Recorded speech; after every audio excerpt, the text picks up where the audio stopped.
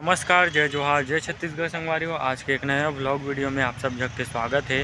तो संगवारियों, अभी तक ना हमारे चैनल ला लाइक शेयर और सब्सक्राइब नहीं करे हो, तो सबसे पहले हमारे चैनल ला लाइक शेयर और सब्सक्राइब कर दो और ज़्यादा से ज़्यादा अपन संगी संगवारी मन कर शेयर घलो कर दो। तो संगवारियों देख सकते हो, बहुत ही ज़बरदस्त है अभी यहाँ के नज़ारा। देख सकते हो कई गजब लगत है, मस्त बेहतरीन। संगवारियों देख सकते हो कई गजब लगत ना, मस्त कई ज़बरदस्त है यहाँ के नज़ारा। मस्त पानी वानी मस्त है जगह में, और मस्त देख सकते हो, मस्त पेड़ वेड़ मस्त जागे, मतलब का बोलते ला यार, पानी के अंदर में जागते नहीं जी, वो मन पूरे जागे है, कई गजब लगत है मस्त। संगवारियों अभी मैं हाँ वो धमतरी में अभी हम मन के जो है कार पेंटिंग चलत हावे। अभी जो है ला रब करे हावे, जैसे भैया का बोलते ला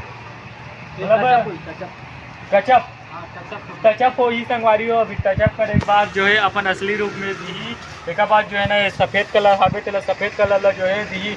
और अभी मैं धमतरी में हावो, धमतरी कुछ इस प्रकार से हावे।